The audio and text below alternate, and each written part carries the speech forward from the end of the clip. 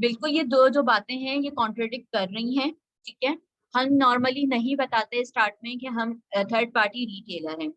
इन्होंने अपने टेम्पलेट में यूज किया है, इनकी स्ट्रेटेजी होगी कि ये स्टार्ट में बता रही है। आप बेशक यहाँ पे ना, यहाँ आप मेंशन ना करें, यहाँ आप अपनी वेबसाइट मेंशन कर दें कि हम इस वेबसाइट पे सेल आउट कर रहे हैं, और उसका लिंक आप मेंशन कर दें, ठीक है। अपनी कैटेगरी भी इवन आप यहाँ पे मेंशन कर सकते हैं।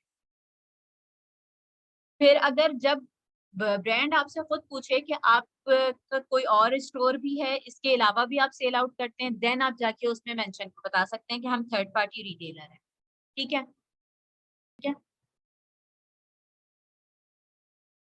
अब जैसे ये एक बड़ी कॉमन सी बात है कि अगर वो वेबसाइट नहीं होगी तो आपको, आप ब्रांड को कन्वेंस ही नहीं कर सकते।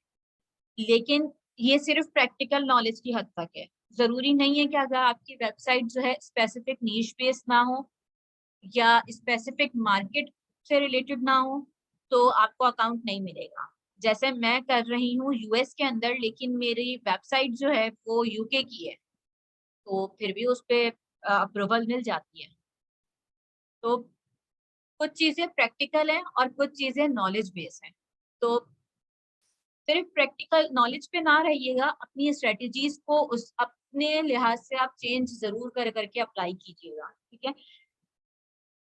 और सेकंड एक चीज बहुत स्टार्ट में भी बहुत ध्यान रखिएगा कि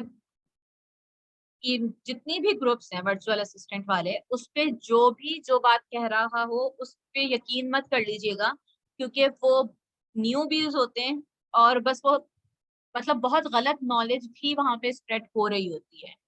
तो उसको वेरीफाई आप लोग जरूर कीजिएगा किसी ऑथेंटिक प्लेटफॉर्म्स के ऊपर, ठीक है। बहुत सी ऐसी चीज जो आप प्रैक्टिकली कर रहे होते हैं, लेकिन वहां पे वो मना करते हैं कि ऐसा पॉसिबल ही नहीं है, ऐसा हो ही नहीं सकता। तो ये चीजें नहीं होती। न्यू भी जो अपने आप को एक्सपर्ट बता रहे हो ना, तो उनसे थोड़ा सा होशियार रह के काम कीजिएगा। इसीलिए तो हम ऑथराइज डिस्ट्रीब्यूटर की तरफ जा रहे होते हैं कि ऐसा कोई मसला ही ना है। ऑथराइज डिस्ट्रीब्यूटर साथ में आपको ये भी बता देते हैं कि ये फला ब्रांड है, ये अलाउ ही नहीं करता कि आप जो है ना इसको अमेजोन पे सेल आउट करें। क्योंकि डिस्ट्रीब्यूटर है ना, डिस्ट्रीब्यूटर के पास 10 ब्रांड मौजूद होंगे, ठीक है। 8 उसमें से अलाउ कर रहे होंगे कि अमेजोन पे सेल करो, 2 नहीं करने देंगे। तो वो डिस्ट्रीब्यूटर आपको खुद ही बता देगा। और जो अलाउ कर रहे हैं वो कोई फिर आपके लिए प्रॉब्लम क्रिएट नहीं करेंगे। असल जो है, अब जब शीट्स आ जाती है ना, शीट्स को आप एनालाइज करेंगे, आपको प्रॉफिट मार्जिन भी मिल रहा होगा। लेकिन कहाँ जाके प्रॉफिट मार्जिन आपका खत्म होता है? जब ब्रांड कह दे कि हम डायरेक्ट शिप नहीं करते, अब आपको 3PL यूज करना है, अब 3PL की अलग शिपिंग होगी, ठीक है। और ब्रांड की अपनी हैंडलिंग चार्जेस अलग होंगे। वो सब मिल मिला के आपकी फिर कॉस्ट कम हो जाती है, प्रॉफिट कम हो जाता है। ये सारी चीजें हमें मेन देखनी होती है कॉस्ट कैलकुलेशन के वक्त।